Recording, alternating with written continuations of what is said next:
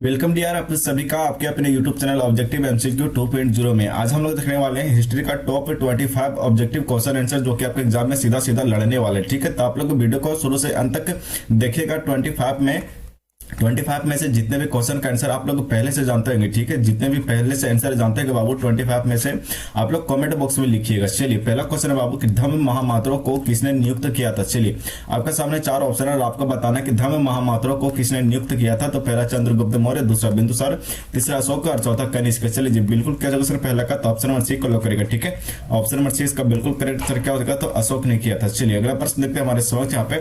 दूसरा नंबर प्रश्न कि अशोक किस वंश का शासक था। ठीक है, आपके सामने चार ऑप्शन है, बहुत इंपॉर्टेंट प्रश्न है बाबू, बहुत इंपॉर्टेंट प्रश्न है कि अशोक किस वंश का शासक था। तो पहला नंद वंश, दूसरा मौर्य वंश, तीसरा गुप्त वंश और चौथा चोल वंश। चलिए जी, दूसरा का बिल्कुल क्या होगा सर, तो ऑप्शन नंबर बी को लॉक करेगा। ठीक है, ऑप्शन नंबर 20 का बिल्कुल करेक्ट सर क्या होगा सर, तो मौर्य वंश के शासक थे। चलिए, अगला प्रश्न आ जाता है मेरे समझ तीसरा नंबर प्रश्न कि भारतीय इतिहास का कौन सा काल स्वर्ण काल के नाम से जाना जाता है। चलिए, पहला मौर्य काल, दूसरा गुप्त काल, तीसरा मुगल काल और चौथा अंग्रेजों का काल। चलिए, तीसरा का बिल्कुल क्या होगा सर, तो ऑप्शन नंबर बी को लॉक करेगा। ठीक है, ऑप्शन नंबर 20 का बिल्कुल करेक्ट सर क्या हो जाएगा, तो गुप्त काल को। चलिए, अगला प्रश्न देखते हैं। चौथा नंबर प्रश्न क्या देते हैं मेरे समझ कि प्राग प्रसिद्ध की रचना किसने की थी। चलिए, बिल्कुल क्या होगा सर, तो पहला ऑप्शन देता है मेरे समझ कालिदास है, दूसरा बाणभट्ट, तीसरा हरिसेन और चौथा पतंजलि। चलिए, बिल्कुल क्या होगा सर, तो ऑप्शन नंबर सी को लॉक करेगा। ठीक है, ऑप्शन नंबर सी इसका बिल्कुल करेक्ट सर क्या हो जाएगा, तो हरिसेन। चलिए, अगला प्रश्न आ जाता है मेरे समझ से चौथा पांचवा नंबर प्रश्न। ठीक है, चलिए, पांचवा नंबर प्रश्न बाबू बहुत इंपॉर्टेंट प्रश्न है कि मौर्यकालीन टक साल का प्रधान इनमें से कौन थे। चलिए, पहला कोषाध्यक्ष, दूसरा मुद्राध्यक्ष, तीसरा पंड्याध्यक्ष और चौथा लक्षणाध्यक्ष। चलिए, पांच का बिल्कुल क्या लगाइएगा सर, तो ऑप्शन नंबर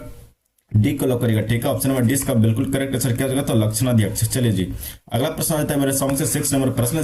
ठीक है, चलिए, छठा नंबर प्रश्न बाबू कि राज तरंगिणी के लेखक इनमें से कौन थे। चलिए, पहला पतंजलि, दूसरा बाणभट्ट, तीसरा विशाखादत्त और चौथा कलहन। चलिए जी, 6 का बिल्कुल क्या होगा सर, तो ऑप्शन नंबर डी को लॉक करेगा। ठीक है, ऑप्शन नंबर डी का बिल्कुल करेक्ट आंसर क्या होगा, तो कलहन। चलिए, आप लोग कमेंट करते चलिएगा। ठीक है, आप लोग जितने भी क्वेश्चन का आंसर पहले से जानते हैं डियर, आप लोग कमेंट बॉक्स में कमेंट लिखते चलिएगा। चलिए, पहला ऑप्शन सातवां प्रश्न है बाबू के अर्थशास्त्र और इंडिका के किस राजवंश के विषय मिलती है। चलिए, पहला मौर्य वंश, दूसरा कुषाण वंश, तीसरा ऑप्शन आता है मेरे समझ सातवाहन वंश और चौथा गुप्त वंश। ठीक है, चलिए, बिल्कुल क्या हो जाएगा सर, तो ऑप्शन नंबर 1 को लॉक करेगा। ठीक है, ऑप्शन नंबर इसका बिल्कुल करेक्ट आंसर क्या होगा, तो मौर्य वंश। अगला प्रश्न है 8वां नंबर प्रश्न क्या आ जाता है मेरे समक्ष।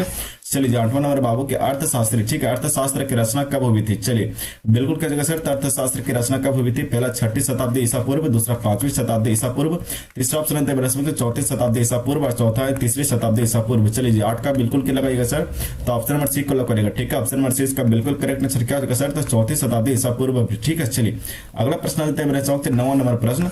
पतंजलि के महाभाष्य से हमें जानकारी मिलती है, तो क्या किस चीज की जानकारी मिलती है बाबू, तो पहला गुप्त काल की, दूसरा मौर्य काल की, तीसरा प्राकृत के मौर्य काल की और चौथा 3वीं शताब्दी ईसा पूर्व में। चलिए, 9 का बिल्कुल क्या होगा सर, तो ऑप्शन नंबर सी को लॉक करेगा। ठीक है, ऑप्शन नंबर सी इसका बिल्कुल करेक्ट आंसर हो जाएगा सर। चलिए, अगला प्रश्न आता है मेरे समक्ष 10वां नंबर प्रश्न कि अर्थशास्त्र के लेखक इनमें से कौन थे। चलिए, अर्थशास्त्र के लेखक इनमें से कौन थे, पहला तो वाल्मीकि, दूसरा मनु, तीसरा कौटिल्य और चौथा वेद व्यास। चलिए जी, बिल्कुल क्या सर, 10 का बिल्कुल क्या लगाइएगा, आपके सामने 4 ऑप्शन है। ठीक है, चलिए, 10 का बिल्कुल क्या, तो ऑप्शन नंबर सी को लॉक करेगा, कौटिल्य। चलिए, अगला प्रश्न आता है मेरे समक्ष 11 नंबर आपके स्क्रीन पर आ जाता है। ठीक है, चलिए, बिल्कुल क्या सर, तो बिंबिसार का संबंध किस वंश से है। ठीक है, चलिए, आपके सामने 4 ऑप्शन दिए गए हैं और आपको बताना है कि बिंबिसार का संबंध किस वंश है। तो पहला हर्यक वंश, दूसरा मौर्य वंश, तीसरा गुप्त वंश और चौथा इनमें से कोई नहीं। चलिए, बिल्कुल क्या 11 का, तो ऑप्शन नंबर 1 को लॉक करेगा। ठीक है, ऑप्शन नंबर 1 का बिल्कुल करेक्ट आंसर हो जाएगा सर। चलिए, अगला प्रश्न देखते हैं 12 नंबर प्रश्न क्या आ जाता है मेरे समक्ष। ठीक है, चलिए जी, 12 नंबर बहुत इंपॉर्टेंट प्रश्न है बाबू। चलिए जी, ठीक है, चलिए, 12 नंबर प्रश्न हमारे समक्ष यहाँ पे आ जाता है कि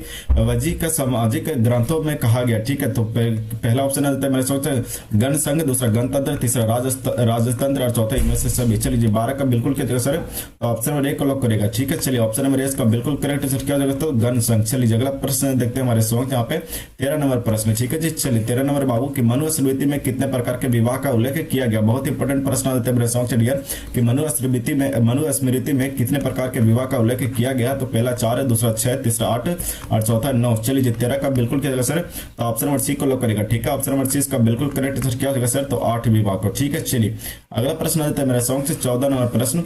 महाभारत में गंगा पुत्र के नाम से किसे जाना जाता है। चलिए, पहला शांतनु, दूसरा ऑप्शन आता है मेरे समक्ष भीष्म, तीसरा दुर्योधन और चौथा शकुनी। चलिए जी, बिल्कुल क्या होगा सर, तो ऑप्शन नंबर बी को लॉक करेगा। ठीक है, ऑप्शन नंबर 20 का बिल्कुल करेक्ट आंसर क्या होगा सर, तो भीष्म को। चलिए, अगला प्रश्न हमारे समक्ष यहाँ पे डियर 15 नंबर प्रश्न। चलिए जी, 15 नंबर बहुत इंपॉर्टेंट प्रश्न आ जाता है मेरे समक्ष डियर।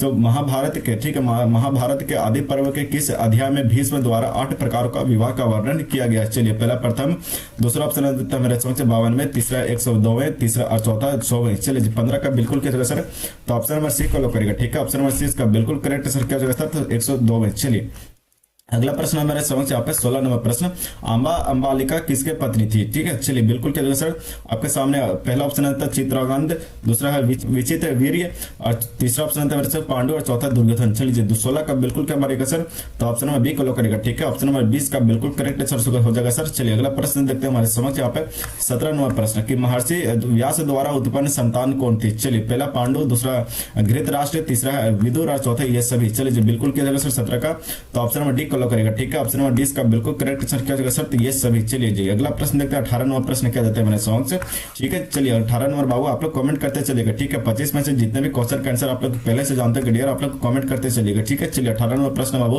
कि भीम ने हिंडिबा के साथ कौन सा विवाह संपन्न किया था? चलिए पहला आर से, दूसरा गंधर्व, तीसरा राक्षस और चौथा देव। चलिए 18 का बिल्कुल क्या जाएगा सर, तो ऑप्शन नंबर बी को लो करेगा, ठीक है। ऑप्शन नंबर 20 का बिल्कुल करेक्ट सर क्या जाएगा सर, तो गंधर्व। चलिए अगला प्रश्न देखते हैं 19 नंबर प्रश्न क्या जाता है मेरे समक्ष कि द्रौपदी किसकी पत्नी थी? ठीक है, आपके सामने 4 ऑप्शन है बाबू, और आपको बताना कि द्रौपदी किसकी पत्नी थी। तो पहला अर्जुन की, दूसरा नकुल की, तीसरा सहदेव की, और चौथा इनमें से इन सभी की। चलिए 19 का बिल्कुल क्या जाएगा सर, तो ऑप्शन नंबर डी को लो करेगा, ठीक है। ऑप्शन नंबर 20 का बिल्कुल करेक्ट सर क्या जाएगा सर, तो इन सभी की, ठीक है। चलिए अगला प्रश्न हमारे समक्ष यहाँ पे 20 नंबर प्रश्न क्या जाता है मेरे समक्ष कि श्रीमन भागवत गीता के महत्व पर किसने विचार व्यक्त किए थे? चलिए पहला महात्मा गांधी, दूसरा विवेकानंद, तीसरा बाल गंगाधर तिलक, और चौथा इनमें से सभी। तो इसका बिल्कुल क्या जाएगा सर 20 का, तो ऑप्शन नंबर डी को लो करेगा, ठीक है। ऑप्शन नंबर 20 का बिल्कुल करेक्ट आंसर क्या होगा सर, तो इनमें से सभी ने किए थे, ठीक है। चलिए 21 नंबर प्रश्न हमारे समक्ष यहाँ पे जाता है कि ऋग्वेद के पुरुष सूक्त में सर्वप्रथम किस वर्ण का उल्लेख मिलता है? चलिए बिल्कुल क्या जाएगा सर, पहला ब्राह्मण, दूसरा क्षत्रिय, तीसरा वैश्य और चौथा शूद्र। चलिए बिल्कुल क्या मारेगा सर, तो ऑप्शन नंबर डी को लो करेगा, ठीक है। ऑप्शन नंबर 20 का बिल्कुल करेक्ट आंसर क्या हो जाएगा सर, शूद्र। चलिए अगला प्रश्न जाता है मेरे समक्ष 22 नंबर प्रश्न की दुर्योधन की मां कौन थी? ठीक है, चलिए आपको बता रहे हैं बाबू की निम्नलिखित में से दुर्योधन की मां कौन थी? पहला गंधारी, दूसरा कुंती, तीसरा माद्री और चौथा सत्यवती। चलिए बिल्कुल करेक्ट सर 22 का, तो ऑप्शन नंबर 1 को लो करेगा, ठीक है। ऑप्शन नंबर 1 का बिल्कुल करेक्ट आंसर क्या हो जाएगा, तो गंधारी। चलिए जी अगला प्रश्न देते हैं हमारे समक्ष यहाँ पे 23 नंबर प्रश्न, 23 नंबर प्रश्न बाबू की हिनयानी पुस्तक किस भाषा में है? ठीक है, आपके सामने 4 ऑप्शन है, बताना है कि हिनयानी पुस्तक किस भाषा में है। तो पहला संस्कृत, दूसरा पाली, तीसरा प्राकृत और चौथा बौद्ध। चलिए 23 का बिल्कुल क्या हो जाएगा सर, तो ऑप्शन नंबर बी को लो करेगा, ठीक है। ऑप्शन नंबर 20 का बिल्कुल करेक्ट सर क्या हो जाएगा सर, पाली। चलिए अगला प्रश्न देते हैं मेरे समक्ष 24 नंबर यानी 24 नंबर प्रश्न है कि महावीर का जन्म कब हुआ था? ठीक है, महावीर का जन्म कहाँ हुआ था बाबू?